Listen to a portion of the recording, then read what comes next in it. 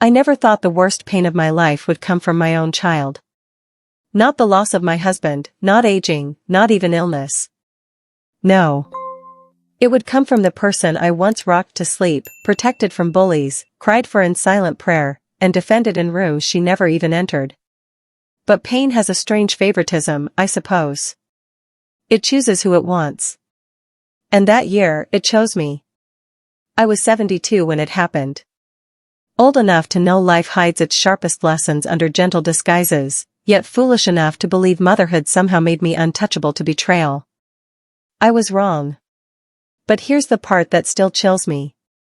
It wasn't the lie that broke me. It wasn't the empty chair beside my hospital bed. It was the moment I realized.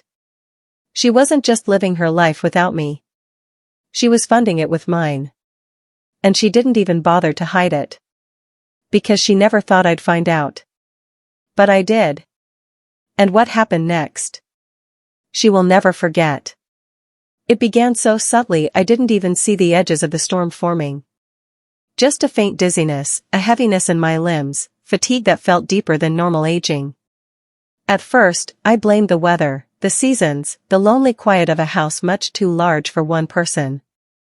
But then came the collapse. It wasn't dramatic.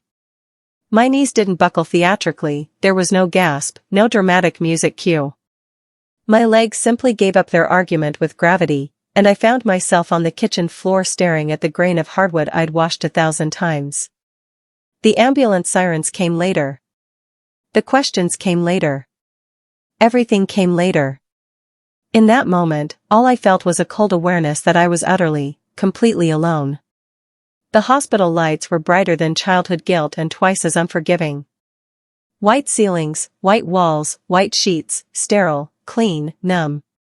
The kind of place where feelings echo too loudly because nothing absorbs sound, not even dignity.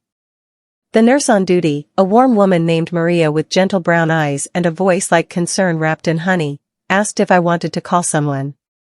I swallowed hard and whispered my daughter's name, the words tasting like something reverent and fragile, like a prayer I was scared might not be answered. Maria dialed the number for me, held the phone to my ear, and stepped away to give me privacy, as if a woman in a hospital bed still had pieces of pride worth shielding. Emily answered on the second ring. Quick. Efficient. Distracted. Mom? Is it an emergency? Not, Mom, are you okay? Not, Mom, I'm on my way. Just logistics, the way someone checks a text message while searching for their car keys. I told her I was in the hospital. That the doctors were running tests. That I fell. That I was alone.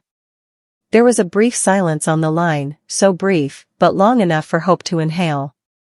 Then she exhaled all over it. Oh Mom. I'm really slammed at work right now. Meetings all week. Deadlines. You know how things get. I swallowed disappointment dry. It's all right, I told her. I just thought you should know. She promised to call later. She didn't. Time moves differently in hospitals. Minutes walk like hours, days limp like decades. I learned the schedule of the nurses by footsteps alone. I learned which carts squeaked and which didn't. I memorized the rhythm of machines that were doing life work for strangers I couldn't even see. I waited between every door opening, heart foolishly jumping up from its seat each time, only to sink again when it wasn't her. Maria noticed. Of course she noticed. Pain is loudest in the things people try not to say. On the second day, she asked me gently, no visitors? I lied for the first time. She's just busy. Maria didn't challenge me. She didn't have to. Truth hung between us like humidity. On day 3, I tried again. I texted Emily at 7:17 a.m. No pressure, sweetheart. Just if you have a moment today. Love you. No response. 11:42 a.m. Doctors say I might need to stay another night. Delivered. Not read. 4:05 p.m. Missing you. Read. No reply. The ache of that silence settled somewhere deeper than bone. It made a home in marrow. Still, I defended her inside my mind like it was a courtroom and she was innocent until proven monstrous. She has a career. She's overworked. She's tired. She loves me in her own way. Some people love quietly. Some love awkwardly. Some love late. That's what I told myself. A mother will fold daggers into origami if it means protecting her child from being the villain. The first charge showed up at 5:42 p.m. It wasn't a text. It wasn't a call. It was a notification. My phone vibrated against the hospital tray table like a warning tremor. Coastal Breeze Resort, $684.99. I frowned, confused. My last vacation was when my husband was still alive, and we went to Maine because the doctor said his lungs needed salt air. That was 16 years ago. Then another charge. Sunsplash Beach Bar, $112.47. Then another. Seaside Spa Deluxe Package, $890. My stomach dropped into a hollow I didn't know existed. My pulse kicked against my ribs like a prisoner pounding for release. My hands shook. My first impulse was denial. Fraud. Identity theft. A mistake. It had to be. God would not write a script this cruel. Not for a mother who had already endured enough chapters of loss. Not for a woman who survived grief, raised a child alone, and still believed in light. No. It had to be a mistake. Except, that account was shared. I kept it open after my husband died for convenience, for emergencies, for her security, for any moment where she needed a safety net. I never expected to become the net myself. I opened social media with hands that felt 10 years older than the rest of me. Emily's profile loaded. The first picture was of her holding a tropical drink cooler than any conversation we'd had in 2 years. Sun hat tilted. Skin glowing. Caption, needed this reset. Prioritizing peace. She looked radiant in the way only freedom without guilt can radiate. The second photo was worse. Bare feet in white sand. Ocean kissing the shore like secrets sharing lips. Unplugging to reconnect with myself. My vision blurred, not from tears. Not yet. From disbelief. The third photo punched air right out of me, my daughter, smiling under the exact logo of the resort charging my credit card. The same Coastal Breeze Resort. My Coastal Breeze Resort. The betrayal didn't snap loudly. It didn't scream. It whispered. A terrible, intimate whisper that sounded eerily like realization. Oh. This is who she is when she thinks no one's watching. Maria walked in mid-moment, clipboard in hand. She froze at my face. Sweetheart, what happened? It took me a moment to speak. I inhaled past heartbreak. She said she was too busy to visit me. Maria pulled a chair closer. And? I turned the phone toward her. She wasn't too busy to spend my money. There are some silences seasoned with rage, others with pity. This one tasted like justice stirring its first spoon. Maria exhaled slowly, the kind of exhale that carries generational disappointment. Oh honey, those 2 words, that softness, cracked me clean open. Tears didn't just fall. They evacuated. The kind of crying you don't direct. The kind rivers remember. I did everything for her, I whispered. Everything. Maria nodded, eyes glistening. Most mothers do, until the day they learn they shouldn't have had to.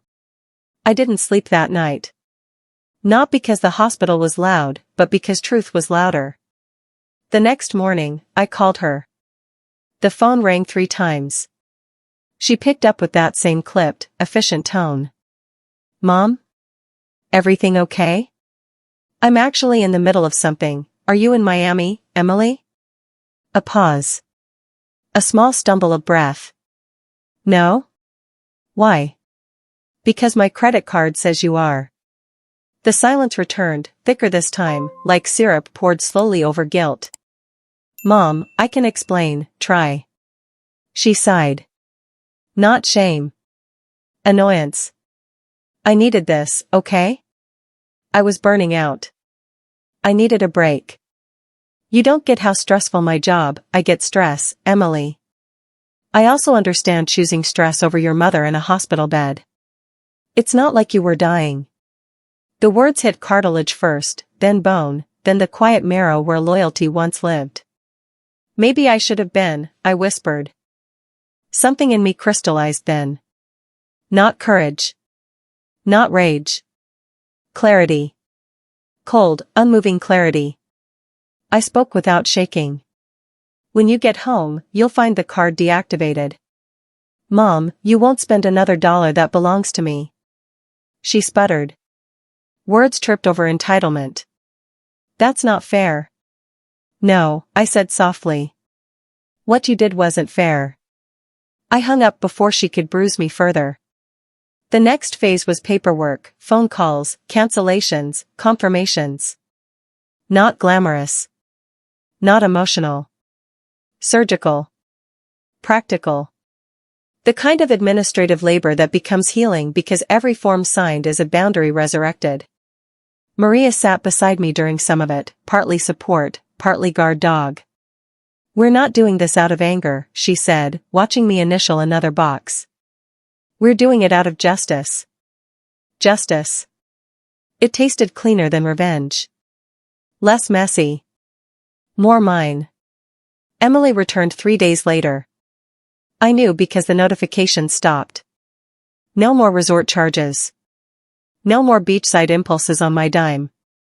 And then came the show. The performance of outrage. She burst through my front door without knocking, as if ownership still lived in her veins.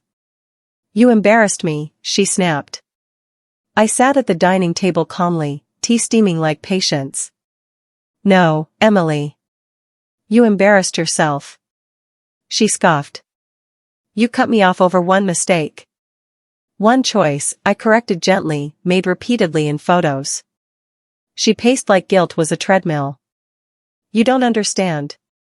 I needed an escape. From what, darling? Responsibility? Or remorse? Her face twitched. First crack. You always make me feel like the bad guy. No, I said softly, your actions do that. I just named them. She slammed her palms on the back of a chair. We're family. Yes, I replied, which is why it is especially painful when love is one-directional. Silence swallowed her. Weeks passed. I healed without applause. Got stronger without witnesses. Learned to sleep without hoping footsteps meant her.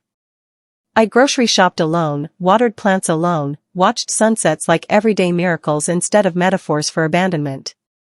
My world narrowed, not from loneliness, but from clarity. And in that simplicity, my strength grew muscle. Then the universe, ever theatrical, delivered Act 2. 2 months after the confrontation, the letter arrived. Not a text. Not a call. A letter. Proper envelope. Handwritten address. My name inked in the script of someone who finally realized stakes existed. My heart didn't race. It observed. I opened it slowly. Mom, I don't recognize the woman you are now, and that scares me. But I think maybe the old you was carrying too much for me. I thought love was endless because you never made me feel its limits. I thought sacrifice was normal because you never asked for repayment. I didn't see the cost because you paid it quietly. I thought you were unbreakable. I was wrong. And I'm sorry. No excuses. No theatrics. No self-pity. Accountability. Bare. Unembellished. Human. But remorse, while noble, is not consequence's eraser. 3 weeks later, she called. Her voice was thinner than before. Not frail. Grounded. Can we meet? She asked. No rehearsed optimism. Just earnest invitation. We met at a small cafe that smelled like roasted beans and reconciliation's possibility. Neutral ground. No home advantage. I ordered tea. She ordered coffee. We paid separately without choreography. She apologized again, this time with eye contact. Not dramatic. Direct. I failed you, Mom. Not in one moment. In many. And I need to own that without asking you to soften it. A daughter apologizing without demanding pardon is a different species of sentence entirely. I heard her. All of her. And for the first time in a long time, I didn't feel like shrinking myself to make room for her ego. And then, the twist. I have something to tell you, she said, hands tightening around the mug. After you cut the card, everything fell apart. The vacation blew through more than I admitted. I had debt I didn't tell you about. Losing the card didn't ruin me, it exposed me. I lost more than money. I lost pride. I lost people who were only there for the lifestyle. Turns out, you weren't the only one being used. Karma doesn't always roar. Sometimes it reports for duty quietly, carrying receipts. She exhaled. I had to move into a studio apartment. Sold things. Cancelled plans. Faced myself without distractions. And the scariest part wasn't the financial crash. She met my eyes. It was realizing the only soft place I ever had was the place I abandoned. No villain speech. No melodrama. Just the sound of a woman meeting the consequences she once outran. I didn't gloat. Not because I was saintly, but because her awakening was bigger than revenge's small pleasure. I let her sit in the truth without rescuing her from it. Accountability hits differently when nobody interrupts it. We left the cafe differently than we entered. Not healed. Not fixed. But honest. She didn't ask for rescue. And I didn't offer it. That balance, that new mathematics, was our beginning. Months unfolded. Slowly. Unscripted. She texted sometimes. Not with needs. With observations. The sky was orange tonight. Thought of you. I baked bread. It doesn't look like yours. But someday it might. Small offerings. No invoices attached. One afternoon she showed up, not with luggage, guilt, or expectation, but with soup. Homemade. Imperfect. Unpretentious. I figured you might like dinner. No demands. No declarations. Just presence. We ate quietly. 2 chairs. 2 bowls.